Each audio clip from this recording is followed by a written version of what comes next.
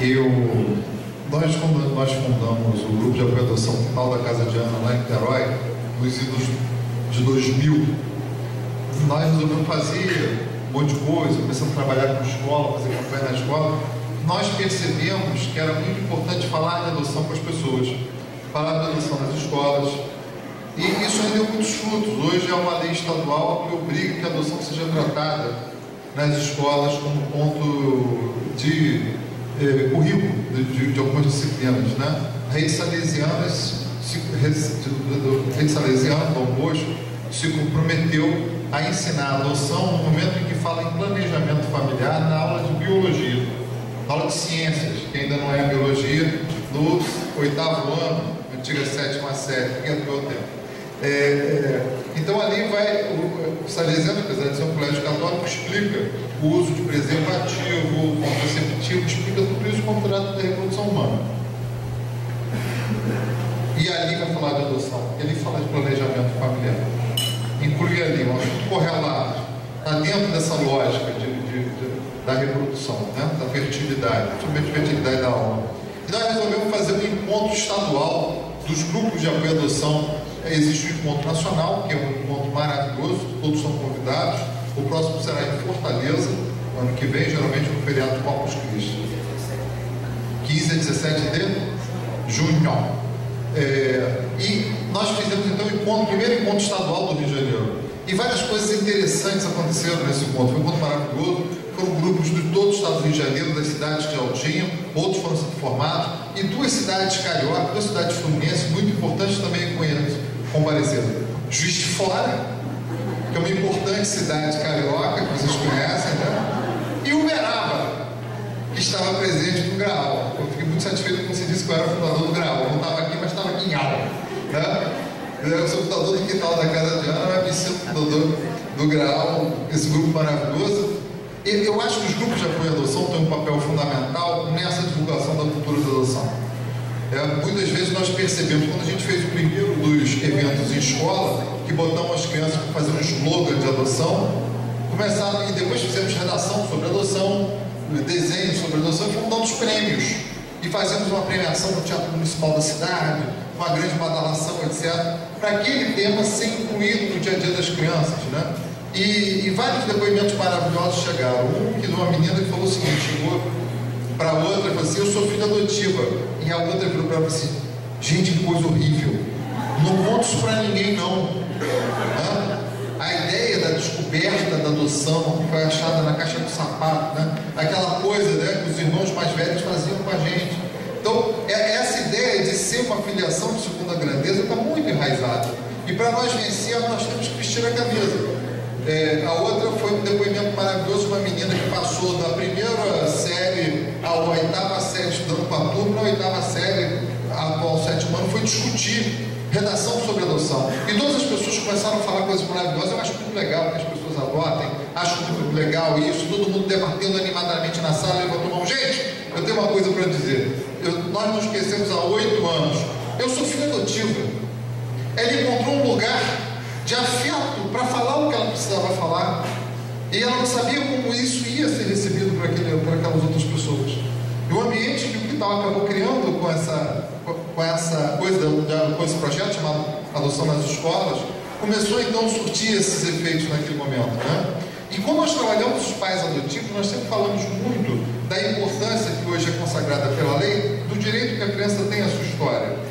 Ela tem esse direito a essa história, e quem cria com amor não tem medo dessa história, dessa verdade.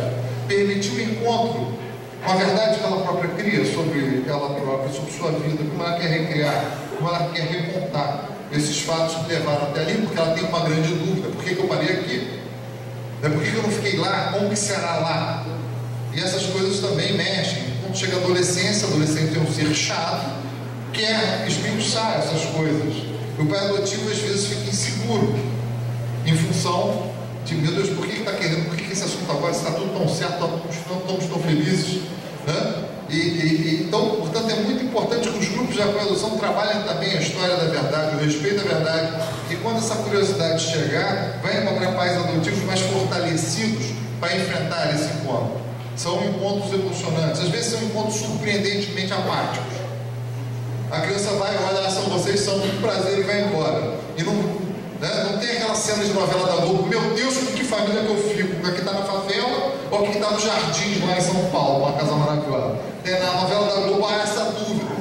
Mas para a criança adotiva que foi, só reconhece aquela família adotiva como uma família, a outra é a complementação de um quebra-cabeça que precisa estar completo.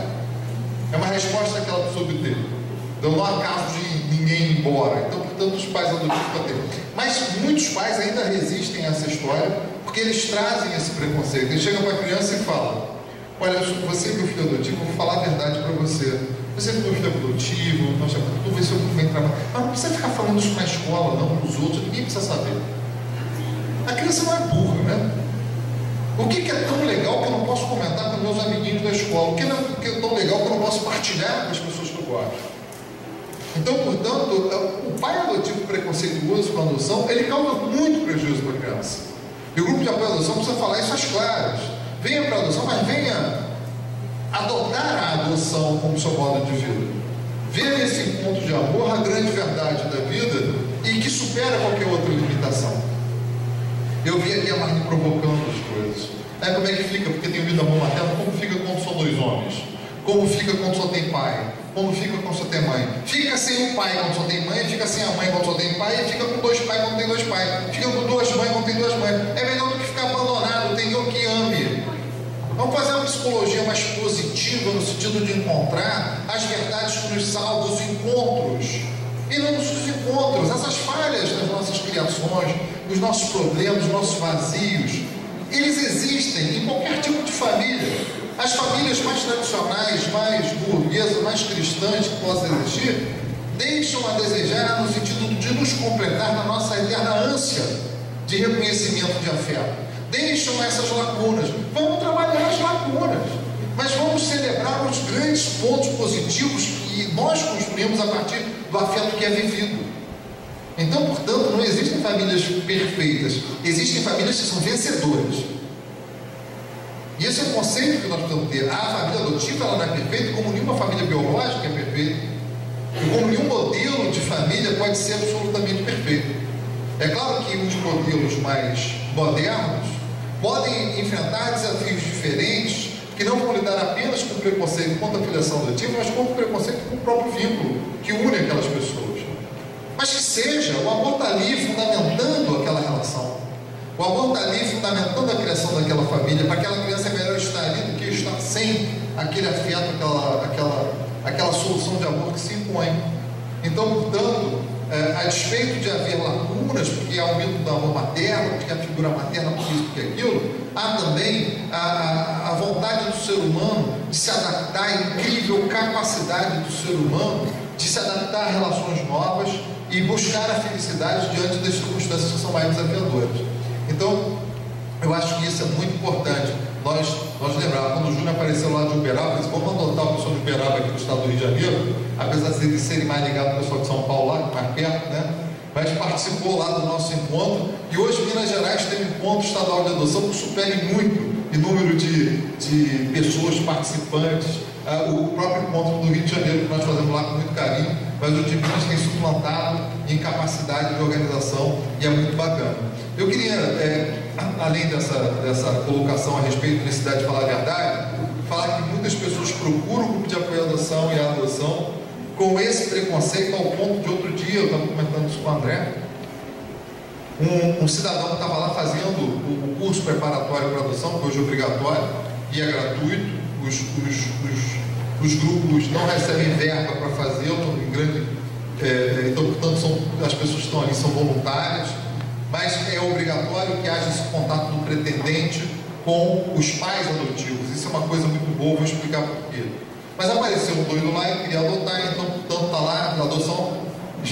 Pai adotivo, às vezes você fala que você é pai adotivo com as pessoas, você diz, nossa, você é uma pessoa boa. Eu falei, não, eu sou um medíocre, eu sou mau, né? Mas eu gosto dessa criança, é uma outra coisa, né? A adoção não é uma caridade, não é para preencher. Eu fico preocupado, não falta a cereja do bolo, como falou o rapaz ali. Essa idealização da criança vai completar. A criança, ela traz muita felicidade, mas ela não completa a relação de ninguém. ninguém. Aliás, ela atrapalha a relação, né? Então eu tenho 5 filhos, eu tenho um plantão noturno para atrapalhar a minha relação, né? Então, enfim, a criança não necessariamente cura casamentos problemáticos, não tem esse papel.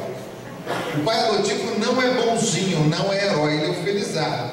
Ele recebe um amor de alguém que ele jamais poderia gerar e que vai ser fundamental na vida dele, e que a limitação cromossomial animal dele não permitiria e não permite que ele efetivamente gerasse, desse vida àquela pessoa.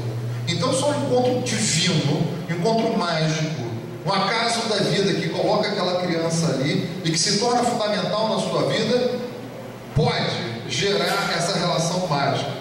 Então, a partir daí, a adoção é um prêmio que você recebe e não uma dádiva que você dá. Você recebe muito mais do que você dá. Há um outro vídeo que tem, esse sim tem na internet, chamado Um Pai. O texto é de Ivan Jarvis, chama Um Pai. Um Pai no YouTube, você encontra esse texto de um ator chamado Richard, de Curitiba, e que faz a interpretação desses temas adotivos que nós estamos falando. Eu recomendo que vocês assistam. Mas o sujeito chegou e falou o seguinte: olha, você está falando isso aí, que tem que contar a verdade, que tem que falar, etc. Eu vou botar um lençol, minha mulher debaixo desse lençol. Eu falei: para, não queremos saber essa intimidade. Vou sujar o lençol de ketchup e vou tirar a criança de lá para fotografar e fingir que ela é filha biológica. Então, a pessoa, e nós, nos grupos de apoiação, não podemos fazer fofoca para os desabilita esse maluco, né? Ele vai causar trauma na criança, porque as mentiras não se sustentam hoje em áreas de internet. Já não se sustentavam antigamente, sempre se achava uma caça que tem um vizinho flamenguista que conta. Então, a mentira não se sustenta, Então, portanto, é muito importante que se fale a verdade, que se viva essa verdade com a glória que essa verdade traz, com o prazer desse encontro, né? Que talvez a Maria Rafaela tenha se queixado de ser apenas filha biológica. Ela precisava também dessa celebração da chegada dela. Ela precisava ser: opa, você nasceu, você é muito bem-vinda, você mudou a nossa vida também, né? Então, a percepção que a adoção é isso, livra a gente do grilo de ter que ficar criando parâmetros de amor com a filiação biológica. Desencana, vai viver. Tem 2 pais, tem 2 pais, tem 2 mães, tem 2 mães. É o que deu, é o que estava no mercado. Eu falo para as minhas filhas: o que estava no mercado era eu, não reclama não, era o melhor que tinha. Entendeu? O que tem para hoje, né? Então, essa é uma forma da gente ver a vida de forma mais positiva.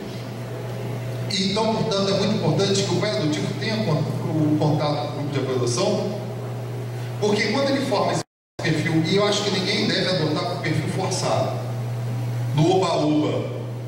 Participou da corrida de adoção, conheceu muita gente, vai lá, adota e devolve a criança.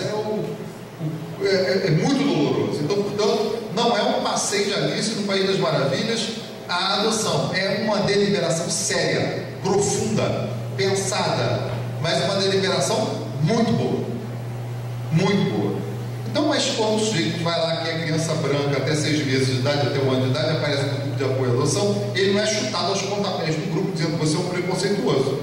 Essa ideia do adotante preconceituoso é dita covardemente com os adotantes brasileiros, porque diz: há 36 mil pessoas querendo adotar, há 5 mil crianças para adoção. Isso ocorre porque o pai adotivo brasileiro é preconceituoso. Ele quer crianças brancas, lourinhas, de olhos verdes. Isso me dá uma irritação, porque essas crianças lourinhas de olhos verdes não estão sendo mais adotadas praticamente. A adoção interracial quase hoje é uma regra, está existindo em maior número. Onde há grupo de apoio à adoção, há mais adoções tardias, há mais adoção de grupos de irmãos, há adoção de criança com necessidade especial. E esse discurso é mentiroso, porque ele esquece milhares e milhares de crianças que estão lá nos abrigos, que não estão disponíveis para adoção porque não instituíram o poder familiar, estão crescendo, vão perder a idade de adotabilidade, enquanto o Poder Judiciário e o Ministério Público não tomam atitude corajosa de desvincular essas crianças de suas famílias de origem, por força da demagogia, da esperança vã que pessoas viciadas em crack vão ver Jesus no dia seguinte e vão esperar lá para recuperar seus filhos, quando na verdade já demonstraram várias vezes com suas atitudes a absoluta incapacidade de ter uma relação responsável com aquelas crianças.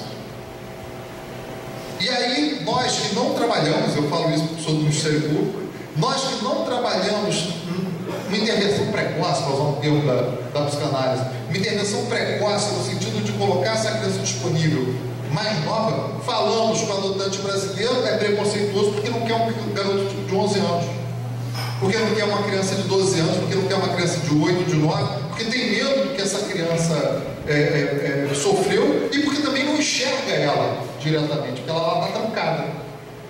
Então, uma covardia que se faz que esconde, na verdade, a incompetência, a incapacidade do sistema jurídico de lidar com essas crianças, garantir o direito da família delas imediatamente. Uma criança não pode passar um dia institucionalizada. Isso é um absurdo. Quem não acha que isso seja absurdo, por favor, abrigue seu filho por um dia na instituição. Põe ela lá, por uma noite, para fazer um laboratório, sabendo que vai pegar no dia seguinte, e saber o que ela se sente lá, como que ela se sente desamparada por tua ausência lá. Sabendo que você vai voltar no dia seguinte, aqueles que não sabem. Então, é muito importante que esses pais adotivos estejam lá com os pais, os pretendentes à adoção estejam com os pais adotivos, porque acabam percebendo que aquelas pessoas construíram histórias de amor muito ricas, muito contagiantes, muito amorosas, muito interessantes, e que não foram uma criança de 1 ano de idade, branca, com aquele perfil imaginado, sonhado, como se você estivesse escolhendo na lanchonete. E a partir daí, ele que tem esse perfil, começa a se desvincular da obrigação de imitar a biologia e começa a pensar, por que eu não posso também pensar, fazer isso que esse cara está fazendo? Será que eu posso experimentar, gostar de alguém que não se parece comigo, que tem um outro perfil, que está um pouco mais de tempo? Então, diz que o discurso convence, mas o exemplo arrasta. No momento em que você tem pessoas vivenciando essas formas de amor, você tem efetivamente a possibilidade daquela pessoa se imaginar, ter essa empatia com aquela situação e se colocar no lugar daquele pai adotivo e ver que ele é feliz, estabelecer novos vínculos, novos perfis. Então, os grupos de apoio à adoção têm colaborado efetivamente pela ampliação desse perfil, têm colaborado para a melhoria do judiciário. Onde existe grupo de apoio à adoção, há 2 tipos de relacionamento. Um relacionamento que é o medo absoluto que o sistema jurídico tem do grupo de apoio à adoção, porque quem é essa gente que vem se meter no meu trabalho?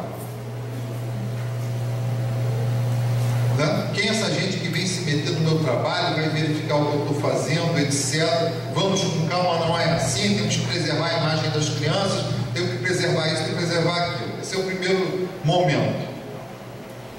Depois vem um momento em tom professoral. Assim, olha, vocês não entendem. Vocês querem crianças para adotar, mas nós primeiros temos que fazer a reintegração familiar. É prioritário, como se a gente estivesse querendo roubar as crianças do pobre lá para dar para a pessoa rica. É um Robin Hood ao contrário, que rouba a criança para rica. É o tom professoral.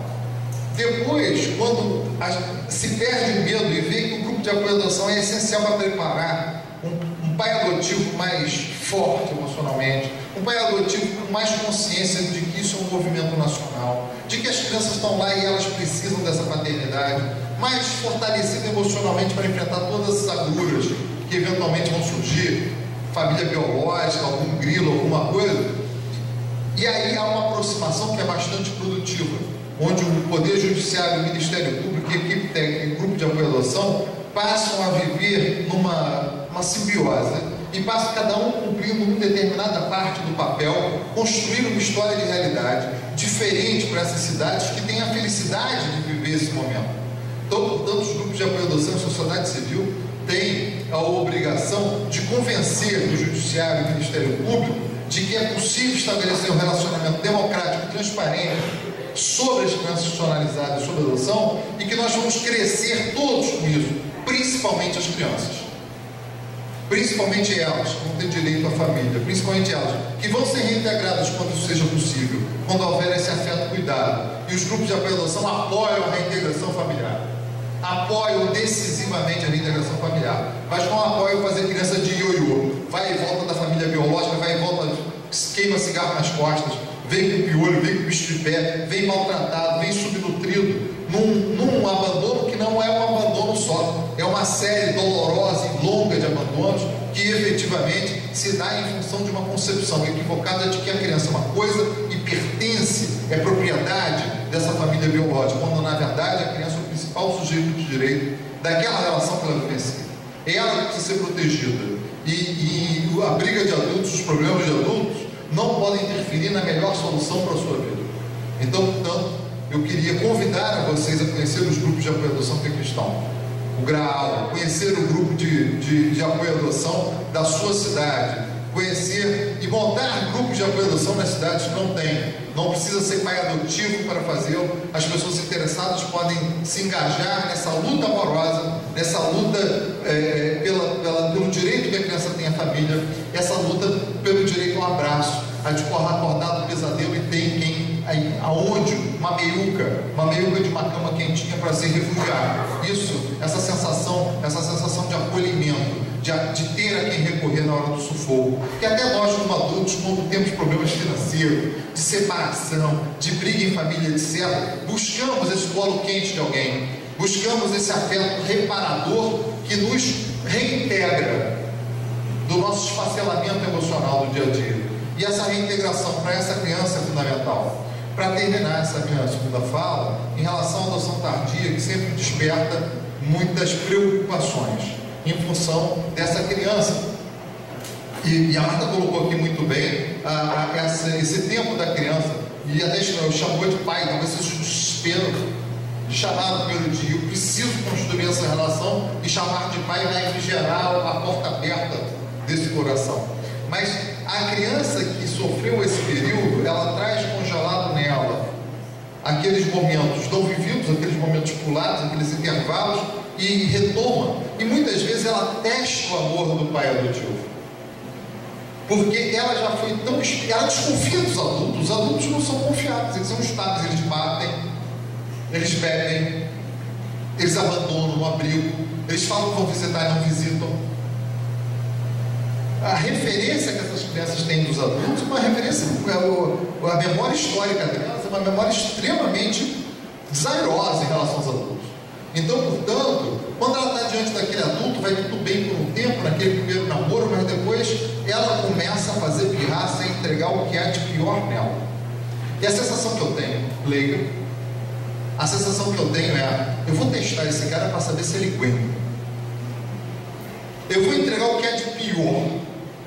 E o que eu tenho visto na experiência empírica dos grupos de apoio à adoção, esse é o momento da devolução da criança. Esse é o momento da necessidade do grupo de apoio à adoção fazer o grupo reflexivo com a adoção tardia e apoiar esse sujeito para ele aguentar firme, para ele não abrir mão do seu poder de pai, do seu poder disciplinar, não virar um banana com pena da criança, nem virar um feitor, o Barão de Araújo, o Bedefal, né? Mas ter firmeza e equilíbrio nesse momento, porque superada essa tormenta vem a calmaria.